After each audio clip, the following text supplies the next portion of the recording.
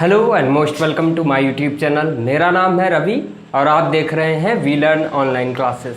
आज की क्लास में हम डिस्कस करेंगे फिजिक्स, इंटरमीडिएट फिजिक्स का एक इम्पॉर्टेंट टॉपिक, वास्तविक गहराई तथा आभासी गहराई।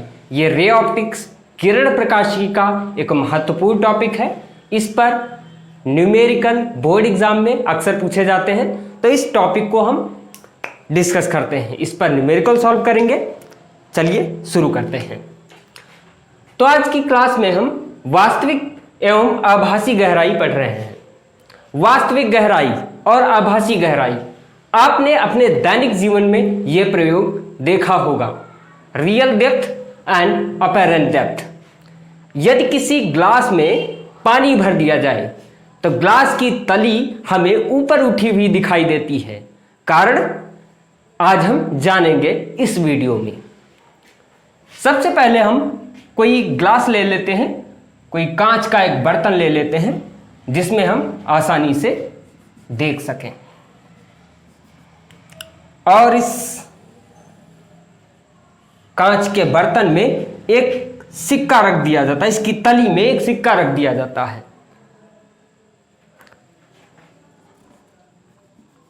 अब हमें सिक्का जब देखने पर यह ऊपर उठा हुआ विस्थापित दिखाई देता है, जैसा कि हमने अपने दैनिक जीवन में देखा है कि जो ग्लास की तली है वो ऊपर उठी हुई, अपने स्थिति से ऊपर उठी हुई दिखाई देती है। अगर इस सिक्के को हम कोई बाहर से देख रहा है, कोई बाहर से देख रहा है, ये इस सिक्के की, इसमें देख लीजिए पानी भरा हुआ है, पूरा लबालब ऊपर तक पानी भरा हुआ है। अब कोई ऊपर से प्रेक्षक देखने वाला है यहां से, तो जब ये किरण, लाइट की किरण इस माध्यम से, ये माध्यम क्या है? वाटर है, ये पानी है, वाटर। और ये दूसरा जो मीडियम है वो एयर है, एयर है। जब प्रकाश की किरण सघन माध्यम, वाटर एयर के लिए सघन माध्यम का कार्य करेगा। जब प्रकाश की किरण सघन माध्यम से विरल माध्यम में जाती है तो अभिलंब से दूर हटती है। ये नॉर्मल है और ये नॉर्मल से दूर हटेगी, ये नॉर्मल से दूर हटेगी। देखने वाले को, ये देखने वाले की आंख है, देखने वाले को ये इमेज यहां पर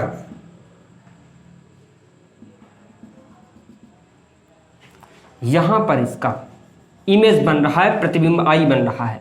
इसको हम ऑब्जेक्ट ओ मान लेते हैं। इसका ये जो इमेज बन रहा है, मतलब ये जो सिक्का है यहां विस्थापित हो रहा है। जो प्रेक्षक देखने वाला है उसको ये सिक्का यहां पर दिखाई देगा। तो ये जो डेप्थ है, जो डेप्थ है, रियल डेप्थ है, ये वास्तविक गहराई है, वास्तविक गहराई है, ये वास्तविक गहराई है। अगर जहां पे ये इमेज बन रही है वो इमेज ये जो गहराई हो जाएगी, इमेज तक की गहराई जो कहलाएगी, ये आभासी गहराई कहलाएगी, ये आभासी गहराई कहलाएगी, आभासी गहराई कहलाएगी।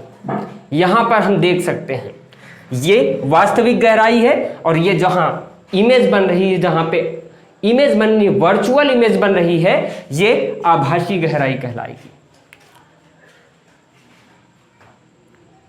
ये जैसा हमें पता है कि नॉर्मल से इंसिडेंट रे का जो एंगल बनता है वो इंसिडेंट एंगल कहलाएगा, और रिफ्रैक्टेड रे का जो एंगल बनेगा वो रिफ्रैक्टेड एंगल, आर से डिनोट करेंगे।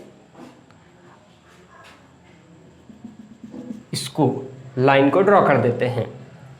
अभी ये एंगल आई है, ये इसके पैरेलल है, समांतर है, तो ये जो एंगल होगा ये भी एंगल आई होगा। अगर ये एंगल आर है तो ये भी एंगल, ये वाला एंगल देखेंगे, ये वाला एंगल भी आर होगा। दोनों एंगल, ये एंगल अगर आर है तो ये भी एंगल आर होगा। ये एंगल आई है, ये इसके पैरेलल है, ये इसके पैरेलल है, तो ये भी एंगल आर होगा। आपने मैथमेटिक्स में पढ़ा होगा। आगे इनके हम मेन नेम्स मेंशन कर देते हैं। ये मान लेते हैं m है, ये मान लेते हैं n है। आपने रिफ्रैक्शन पढ़ा होगा। रिफ्रैक्शन में स्नेल का नियम पढ़ा होगा। स्नेल का नियम कहता है sine i upon sine r is equals to, यहां पर जो अपवर्तनांक है वो जल का अपवर्तनांक लिया जाएगा। एयर के सापेक्ष जल का अपवर्तनांक, वायु के सापेक्ष जल का अपवर्तनांक, एयर के सापेक्ष वाटर का अपवर्तनांक लिया जाएगा। इसको इक्वेशन फर्स्ट मान लेते हैं।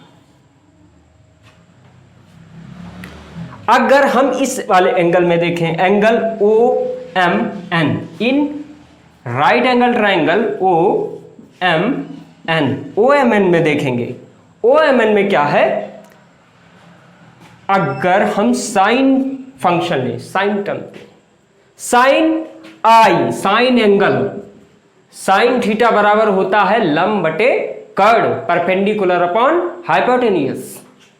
तो परपेंडिकुलर एंगल के सामने की जो साइड होती है वो परपेंडिकुलर होती है, मतलब ये हो जाएगा एम एन अपॉन कर्ड, इसके लिए ये होगा एन ओ, यहां पे कर्ड हो जाएगा एन ओ।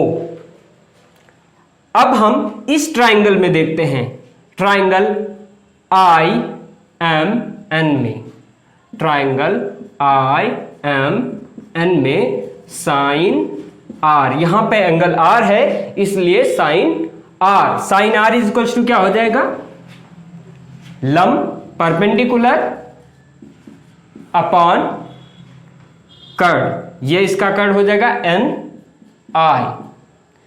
ये दोनों वैल्यूज को इक्वेशन फर्स्ट में पुट करेंगे, तो ये दोनों वैल्यू, साइन आई की value m n upon N O, M n upon N o, ये m n upon n i is equal to, हम इसको लिख सकते हैं एन ए मीन्स एयर का अपवर्तनांक अपॉन एन डब्ल्यू वाटर का अपवर्तनांक। एम एन कट जाएगा और ये एन आई जो जाएगा वो ऊपर जाएगा, तो ये हो जाएगा N I upon N O is equals to N A upon N W. अभी हम एन सरफेस में है वाटर के, यहां पे सरफेस में है, तो n को हम m पुट कर सकते हैं। n is equals to m put कर सकते हैं, रख सकते हैं, क्योंकि ये दोनों सेम डिस्टेंस पर हैं, ये दोनों सेम डिस्टेंस पर हैं, इसलिए इसकी तली से ये दोनों सेम डिस्टेंस पर हैं, इसलिए n की वैल्यू को हम m पुट कर सकते हैं। तो यहां पे n की जगह हम m पुट कर दें अगर, तो m i upon m o is equals to N A upon N W. N A air का अपवर्तनांक है, एयर का अपवर्तनांक यहां पे एन ए की वैल्यू 1 पुट कर देते हैं, एयर का अपवर्तनांक, और वाटर के अपवर्तनांक को सिंपली n पुट कर देते हैं, तो ये वैल्यू हो जाएगी M I upon M O is equals to 1 upon n, तो n इज इक्वल्स टू हो जाएगा M O upon M I, n is equals to हो जाएगा यहां पे एम ओ क्या है देख सकते हैं आप, इसमें इस डायग्राम में देख सकते हैं एम ओ वास्तविक गहराई है, एम ओ वास्तविक गहराई है, और mi, ये वाली जो दूरी है, वाली जो दूरी है ये आभासी गहराई है। तो यहां पे फाइनली जो प्रूफ होके आएगा n इज इक्वल्स टू, वहां से देख सकते हैं वास्तविक गहराई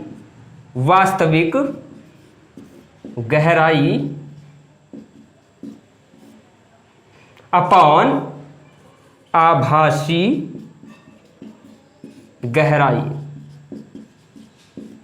ये हमारा प्रूफ होके आ गया कि n इज इक्वल्स टू जो भी पदार्थ उसमें रखा हुआ है उसका अपवर्तनांक बराबर वास्तविक गहराई बटे आभासी गहराई, real depth upon apparent depth. जो भी अपवर्तनांक दिया होगा उसका अपवर्तनांक यहां पे लिख देंगे। मान लेते हैं इसकी जगह पे कोई और माध्यम हो सकता है, कांच माध्यम हो सकता है, तो यहां पे कांच का अपवर्तनांक बटे वास्तविक गहराई बटे अपॉन आभासी गहराई। ये इस फॉर्मूले का यूज करके हम न्यूमेरिकल सॉल्व करेंगे। इंपॉर्टेंट टॉपिक है, न्यूमेरिकल्स पूछा जाता है, बोर्ड एग्जाम में न्यूमेरिकल्स पूछा जाता है, कॉम्पिटिटिव एग्जाम में भी इस पर न्यूमेरिकल पूछा जाता है।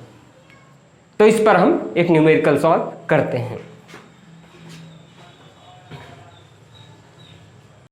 सो इस पर एक बेस्ड एक न्यूमेरिकल लेते हैं। एक प्रेक्षक नदी में ऊर्ध्वाधर नीचे की ओर देखता है। ऊर्ध्वाधर मतलब हॉरिजॉन्टली नीचे की ओर देखता है। वह अपनी आंख का प्रतिबिंब और नदी के पेंदी में पड़े एक कंकड़ का प्रतिबिंब संपातित अवस्था में देखता है। यदि आंख पानी की सतह से 1.5 मीटर ऊपर हो तो नदी की वास्तविक गहराई बताइए। नदी की गहराई क्वेश्चन पूछ रहा है। क्वेश्चन आप अपने स्क्रीन पर देख सकते हैं।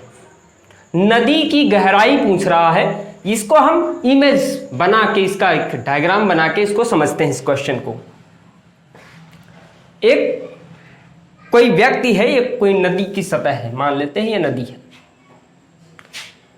इसके अंदर एक तली में इसके कंकड़ पड़ा है। कोई व्यक्ति इसे ऊर्ध्वाधर नीचे की ओर देखता है। ये ऊर्ध्वाधर नीचे की ओर देखता है।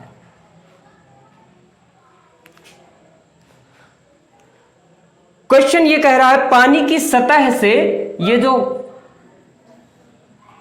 आंख की ऊंचाई है, जितनी दूरी है वो 1.5 है, 1.5 मीटर है। हमें फाइंड करना है कि नदी की गहराई क्या होगी, मींस वास्तविक गहराई पता करनी है। वास्तविक गहराई, हमें वास्तविक गहराई निकालनी है। क्वेश्चन में यह भी कह रहा है कि जो कंकड़ है, जहां पे कंकड़ है वहीं पर आंख का प्रतिबिंब बन रहा है। मतलब कंकड़ और आंख का प्रतिबिंब संपातित अवस्था में है। कंकड़ और आंख का प्रतिबिंब संपातित अवस्था में है।